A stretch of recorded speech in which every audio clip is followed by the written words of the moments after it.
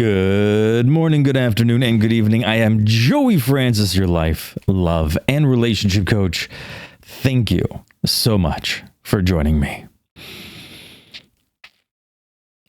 Dating while healing.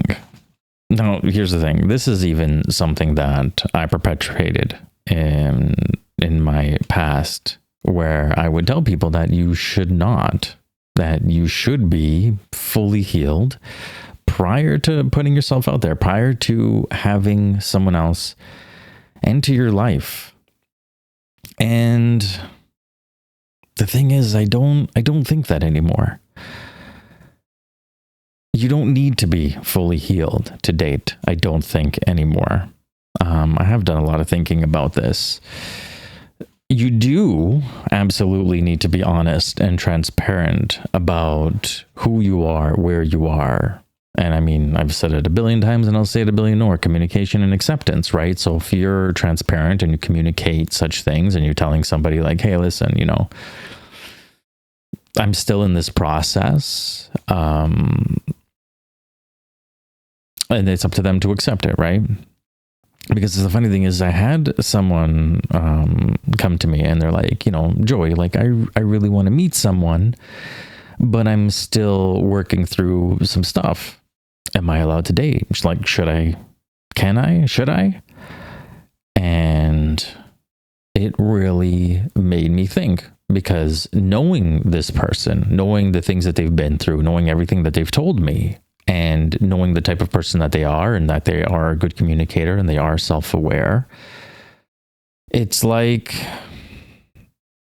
I don't think that it's a problem in reality, provided that you are honest with people. You need to know what's safe and what's not. Because dating while healing isn't about pretending that you're ready or convincing yourself that you're ready. It's about knowing what you're ready for. And I can even hark back to my very first episode of knowing what you are ready for. And literally the whole episode's about that. And I know the audio and that's so crap, but my apologies. It was my first episode, figuring shit out, right? But nonetheless, there is this idea that is floating around where you should only date once you are fully healed. And the thing is, at least from the thinking that I've done and going through it all, healing doesn't necessarily have a finish line. It's not like you wake up one morning and you stretch and you're like, okay, I'm good. I'm done. I'm good. I'm perfect. I'm healed.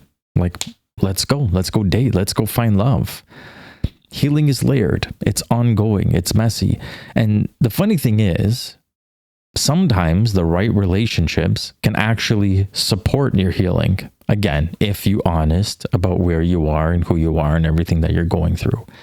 And I even mentioned this when we were talking about relationship types or styles.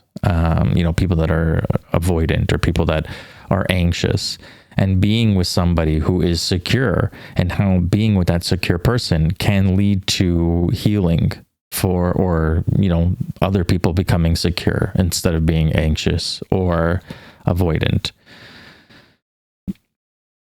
And here's the thing. There are some problems if you're waiting until you're fully healed. Because at what time do you say to yourself, I'm fully healed? Do you ever feel ready? You'll keep postponing connection because then you'll think that you're not fully healed or that you're not ready for it. You'll convince yourself that love is something you earn after you've fixed yourself. But the thing is that if you're always looking for problems, you're always going to find problems. That's kind of the way the world works. What you focus on, you will find. And, I've said that in a lot of contexts prior, even when it comes to dating and finding somebody. If you want a girlfriend or a boyfriend, you can find one very, very easily. And I know there's a lot of people out there that are like, oh, yeah, it's really hard out there to find. No, if you want one, you can find one. Now, is it going to be the right one? That's a different story. And this is my point.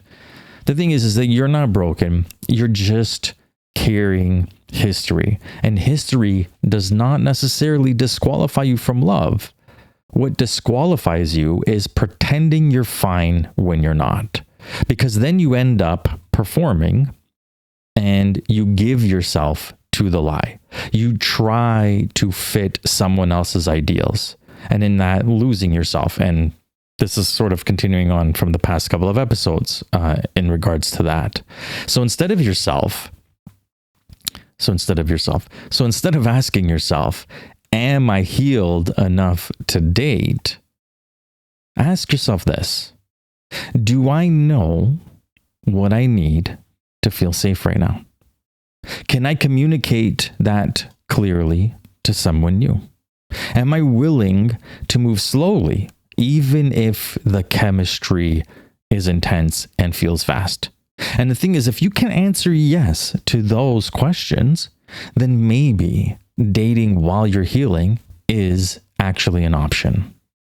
Dating while healing isn't pretending you're fine. It's about learning the lessons that keep you honest with yourself and with every single person you meet. And there's 4 lessons that I want you to think about and to carry into every connection you have. So lesson number 1, honesty is safer than pretending. And let's start with the hardest truth. When you're healing and you hide it, you're not just lying to the other person, you're lying to yourself. Really think about this. You tell them that you're fine, that you're ready, that you're good to go. But inside, you know that you're carrying grief or fear or anger. And then that's when 2 lies start happening at once. You lying to them and you lying to yourself. And here's the problem with that. When you lie to them, you can't connect who you really are because you're essentially hiding yourself. They're connecting with a version of you that doesn't exist. You're trying to meet their ideals. And when you lie to yourself like that, you cut off your own healing. You convince yourself that you don't need rest, that you don't need space, that you don't need honesty.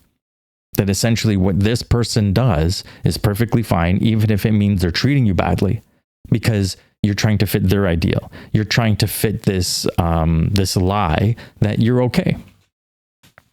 And that double lie is extremely, extremely dangerous because it doesn't just block intimacy, it blocks your growth.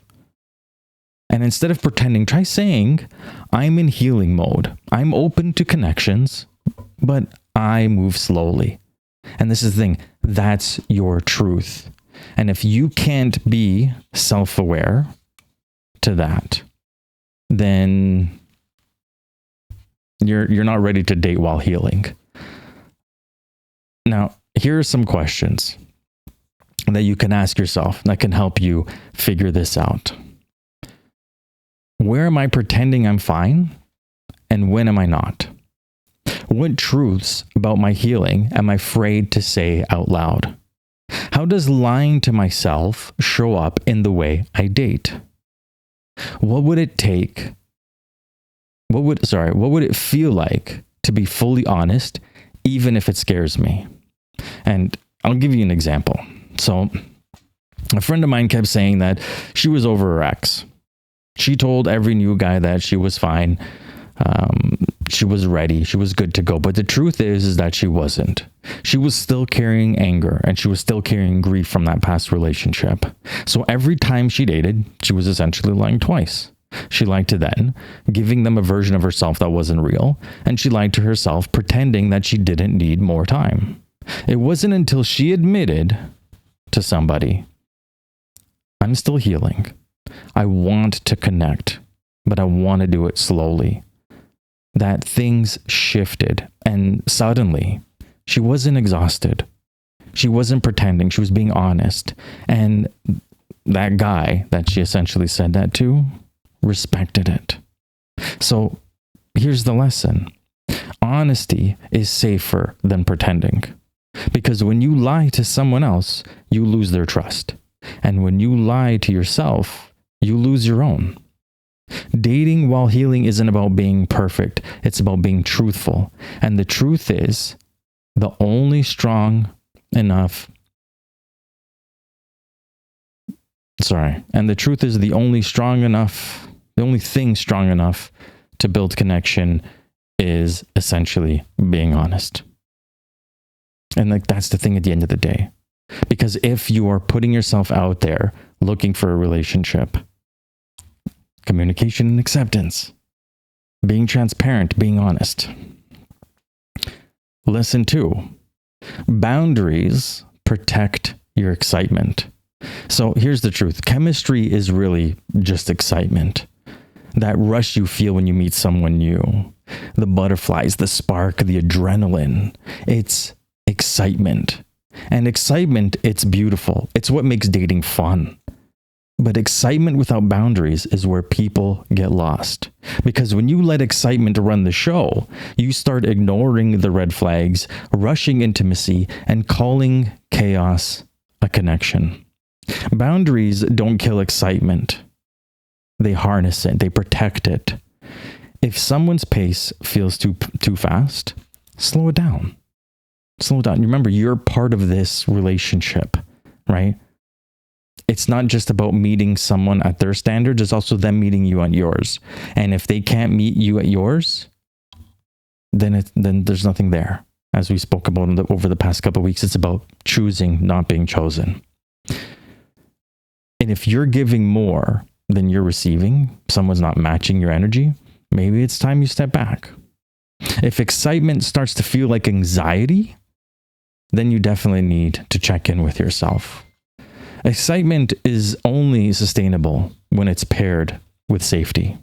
When someone makes you feel safe, gives you the place, essentially, to be yourself.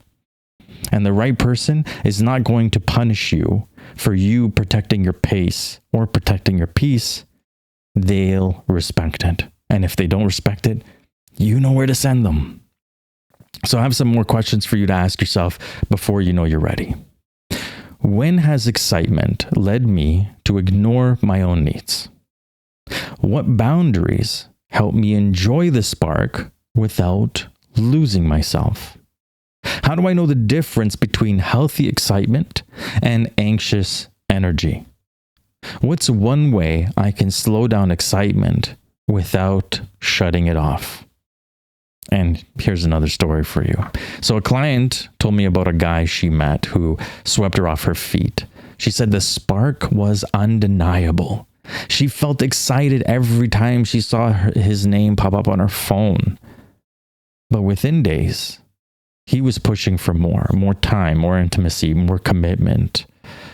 Her excitement started to feel like pressure.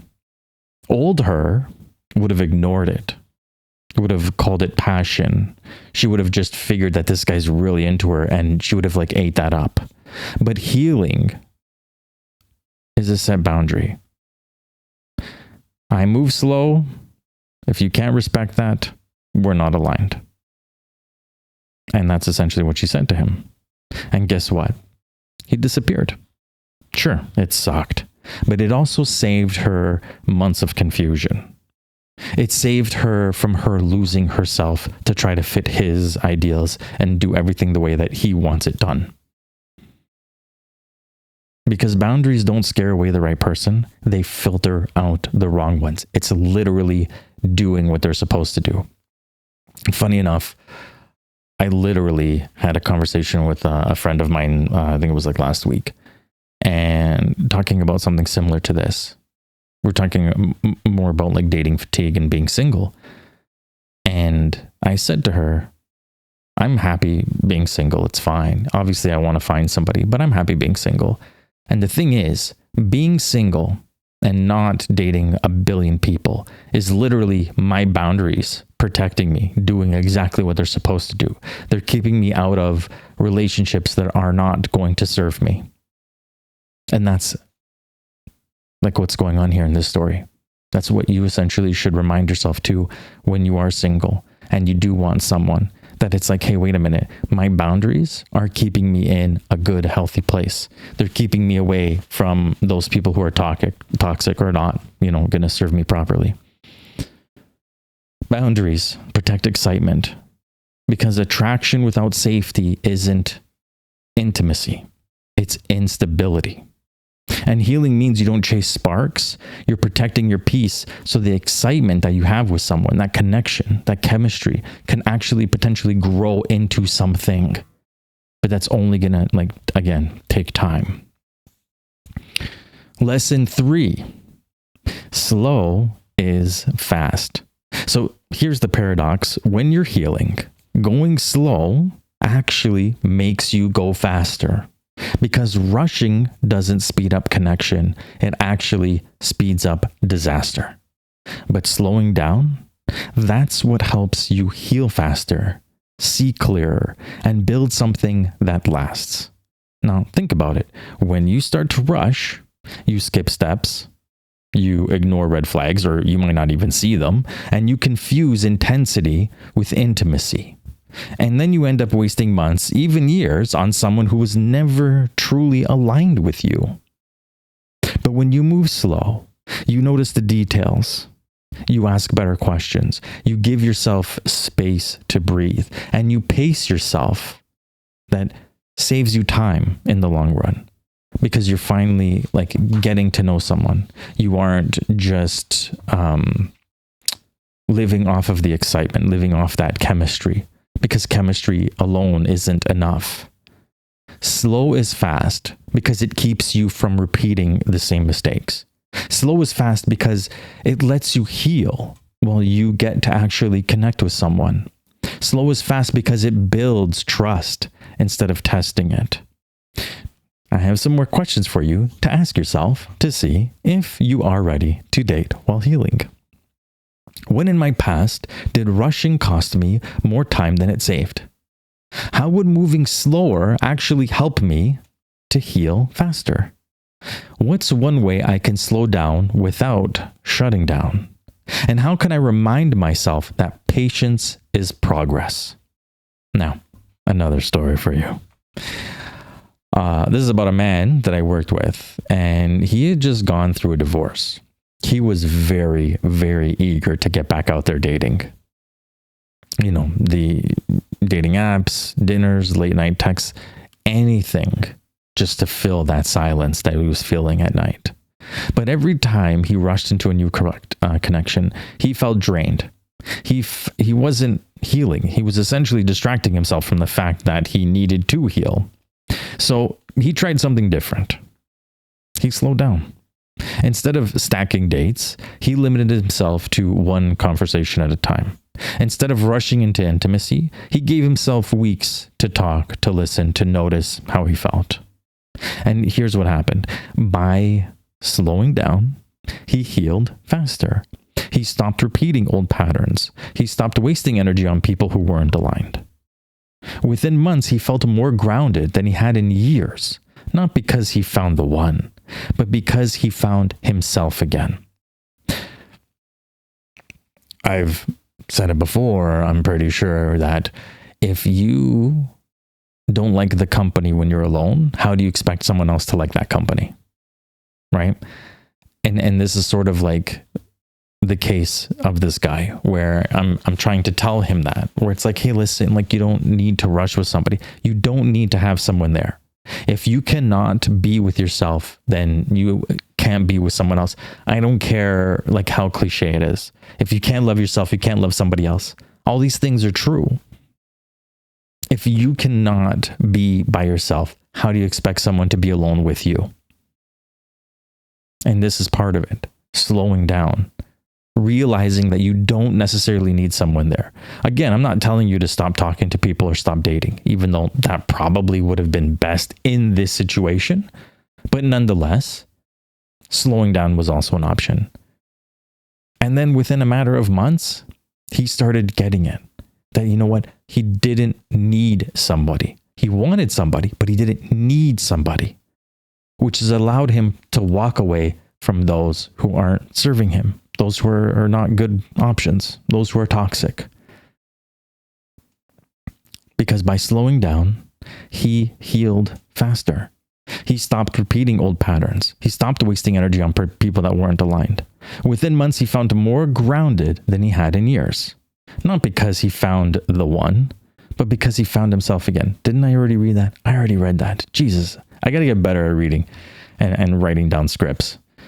But anyways, my apologies. That's the paradox, though. Slow is fast.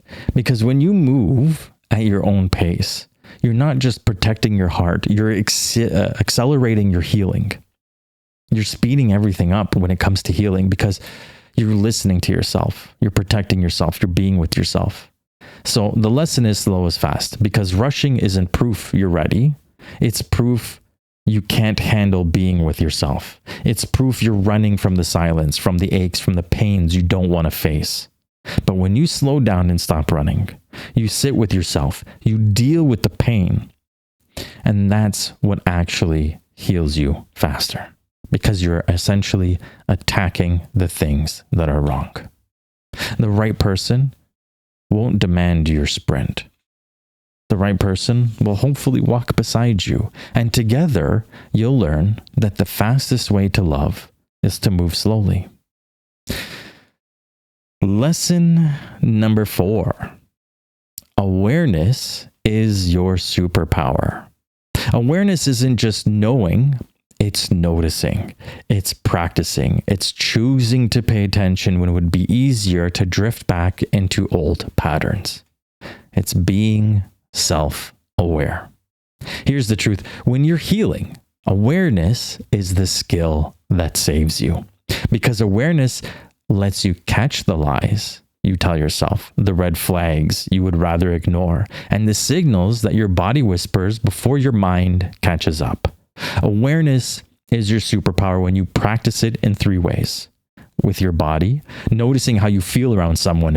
Are you calm? Are you tense? Are you grounded? Or are you anxious? Your body often tells the truth before your mind does. Their patterns. Don't just listen to what somebody says to you. Track what they do. Awareness means watching for consistency. And your reflection. After every interaction, ask yourself, did I feel like myself more or less with this person? Am I doing something to appease them, or am I doing something that's true to myself? Awareness isn't paranoia, it's presence. And I know that's like a huge one, because there's so many of you out there that get into like situations or relationships, and you want to ask the deep questions, you want to get in depth with somebody. And the thing is that you start to back off and think like, hey, am I being too much? Do I need to slow down here? Maybe this person isn't going to appreciate that. I don't think you should. I think you should do it if you feel like you need to do it. That's you being present. That's you being interested in somebody, right? So a man I coached had the habit of falling for women who were exciting but very unavailable. Every time that he would meet these women, he would ignore the signs, the inconsistent communication, the vague answers about the future, the way he tightened his gut tightened after every date, the way that he would feel anxious. But one day he decided to pay attention. He decided to slow down. He asked better questions and listened to his body. And within 2 weeks, he realized that the girl that he was dating wasn't emotionally available.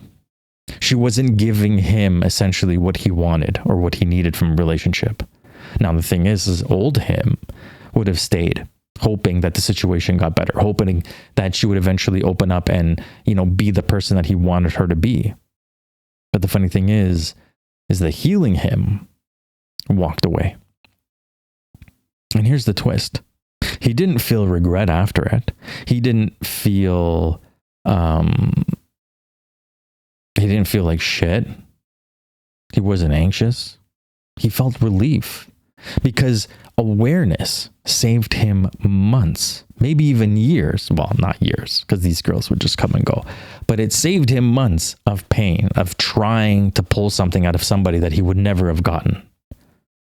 So here's the lesson. Awareness is your superpower. Because rushing isn't proof you're ready. It's proof you can't handle being with yourself. But awareness, that's proof you're awake. Awareness is what lets you face the truth even when it hurts.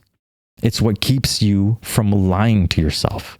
It's what turns dating from distraction into connection. And when you're healing, awareness is the bridge between your past and your future. It's the difference between repeating the same story or writing a new one. And this goes beyond like somebody that's healing, because I honestly believe we all need to be self-aware, especially when it comes to the dating world. We've talked about honesty, boundaries, pace, and awareness. But the truth is that nobody tells you that you'll never feel fully ready. Well, some of you won't. And that's okay. Dating culture loves to sell you this idea of readiness. And the funny thing is like, I added to that too. I did. That one day you'll wake up healed and confident and perfect. You know, if you journal, if you look deep into yourself, if you reflect on your past relationships, that it's going to make you ready. It's going to make you like perfect, ready to go. And the truth is that it might not. And that's okay. Because I think readiness, when you really think about it, it's a myth. Because healing isn't a finish line. It's a process. And waiting until we're 100% ready often becomes another way of avoiding intimacy, of avoiding growth, avoiding the discomfort of being seen while you're still in progress, or while you think you're still in progress, because that's the other part too. There's a lot of people out there that are healed, but they don't believe it. Doesn't matter what I say, doesn't matter what their friends say. They don't think that they're ready. And it's a matter, okay, well, if you don't think you're ready and you're stuck on that opinion, but at the same time, you do want someone, you do want to grow, you do want a relationship, well, you're between a rock and a hard place. What are you going to do? You don't need to be fully healed to date. You need to be honest where you are, bounded enough to protect your space, slow enough to notice alignment, and aware enough to choose differently. And that is what ready looks like. Ask yourself, I know I'm asking you a lot of questions this week. Where am I waiting for perfect readiness before I allow myself to connect? How does the myth of readiness keep me stuck in fear? How would it look like to date as practice, not proof? How can I honor my healing without hiding behind it? And I'll give you an example. There was a man who kept saying, I'll settle down when I'm fully healed. It sounded noble, responsible, even wise. But underneath, he was avoidant. He kept dating, kept chasing sparks. He kept filling his calendar with conversations and dinners. Yet he never let anyone close. Every time intimacy approached, he pulled back. Every time someone leaned in, he created distance. He wasn't waiting for healing. He was avoiding it. Because closeness meant facing himself. Closeness meant dealing with the pain that he carried from the past. And avoidance gave him the illusion of control. Connection without vulnerability. Dating without intimacy. And he stayed in this loop, chasing excitement to fill a void, but never risking the one thing that could actually heal him. Closeness. And that's the myth of readiness. It's not about waiting until you're perfect. It's about hiding behind the idea of not ready, so you don't even have to face intimacy. Avoidance convinces you that distance is safety. But the truth is, distance is just another prison that you're going to put yourself in. Because you'll never feel ready. But you can always be real. And real is the only way closeness can ever happen. Being avoidant, having this idea of keeping people at arm's length, never being vulnerable with someone. In your head, you might think to yourself, I have lots of relationships. I date all kinds of people. Yeah, sure, it doesn't work out. They're not the right people. But in reality, this is why you have to look at yourself. You have to be self-aware. Are you the one that's pushing them away? Are you the one that's keeping them away from getting to know the real you? Something that you need to ask yourself if you are avoidant. If somebody tells you that you're avoidant. If you figure out that you're avoidant. Since healing isn't a fishing line. Yeah, healing is definitely not a fishing line. Since healing isn't a finish line, it's a process. So instead of asking, am I ready? Ask better questions. Questions that reveal how your healing shows up when you connect. Questions that filter who deserves access to you. Now, as I've been asking you questions this whole time, I'm going to ask you a whole bunch more. And grab a journal or literally like sit with this. Let me say what I need to, let me ask you the question, press pause and think about it. Write it down if you can. What am I healing from? And how does it show up when I date? Healing isn't abstract. It leaves fingerprints. Maybe it's the way you hesitate to trust or the way you rush to prove yourself. Awareness starts by naming the wound and noticing how it echoes in your connections. Next question. What do I need to feel safe while getting to know someone? Safety isn't optional. It's foundational. It is consistency. It's patience. It is someone who respects the silence. Define it now so you don't have to negotiate it later. As in, when you come into a new relationship, these are the standards. This is the minimum for me. This is where we need to be. These are my boundaries. Well, boundaries protect my peace, even when I am attracted to someone. Because attraction can blur judgment. Boundaries are the guardrails that keep you from driving off the cliff. Write them down. Own them. And never, ever apologize for having them. What's the difference between being open and being unguarded? Openness is vulnerability. Unguardedness is vulnerability without protection. One builds intimacy, the other builds chaos. Learn the difference and choose the one that heals. So here's what I want you to carry with you. Healing doesn't make you less. Moving slow doesn't make you weak. Boundaries don't make you cold. They make you clear. They make you safe. They make you whole. Because dating while healing isn't about proving you're ready. It's about proving you're real. And the right person won't demand speed. They won't punish you for your honesty. They won't confuse your boundaries with rejection. They'll recognize your pace as wisdom. They'll see your awareness as a strength. They'll meet you where you are, not where they wish you would be.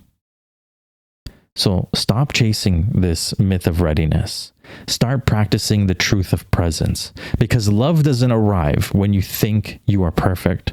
It arrives when you're honest enough to be seen.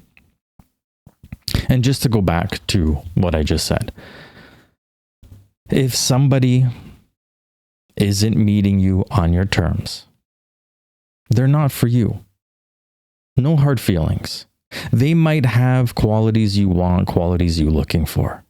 But if they're not willing to accept you as you are, just as much as you need to accept them, because this is why dating can be difficult or can be tedious, because we literally need to accept someone as they are, who they are, when they're standing right in front of us, not who they promise they're going to be, and vice versa. They need to do the same with you. And the only way that that can happen is if you can communicate and if you're transparent and honest. That's the only way that someone has like the proper information to say, you know what, I get it where you are. You're still healing from, your past relationships. And you're working on yourself. That's great. and you want to see where this goes. You like me, I like you. You want to see where this goes. I want to see where this goes too. Okay, let's take it slow. Let's do this step by step. Because we can get there. And the thing is that we lean on each other. It can help us both. And I want you to think about these things. Go through them. Because, maybe you're not fully healed, but maybe you're healed enough that you can start getting yourself back out there. Because the thing is, the one commodity we can never get back is time. So if you want to waste time, that's your choice. That could be wasting time thinking that you're not ready, and you might be. That could be wasting time with the wrong person. It's the one thing you'll never get back. So think about that. And I'm not telling you to, if you're truly not ready, that's fine. Don't date. Keep healing, keep doing the things you need to do. But if you can answer the questions that I've asked, maybe it's potentially worth something looking into and trying. Anyways, thank you so much for joining me. If in this episode I gave you any sort of clarity, or someone that could listen to this and it might help them out, because I know there's a lot of people out there that have friends that think that they're not ready, or they just avoid dating, even though they complain and that they want somebody, but they just won't put themselves out there. Maybe this is the episode that they need to listen to, they need to see, to help them realize that, maybe not being 100% is okay. And I can get out there. So maybe send it to them. And if you're ready to stop waiting and start living, subscribe. I can't believe I just said that. I mean, listen, it's part of it, right? We're here. If you're enjoying my episodes and things, yeah, subscribe, and you'll get notified of when I post a new episode every Friday morning, or every morning for my shorts. If by any chance you have any questions for me, or you want to look into or buy my books, you can go to joeyfrances.com. That's joeyfrances.com. And there you can send me a message, and there's the links to Amazon to buy my books. That's pretty much it, really. Thank you again if you made it this far. I honestly really, really appreciate you. And I just want to tell you, love doesn't wait for you to be ready. It waits for you to be real. Until next time.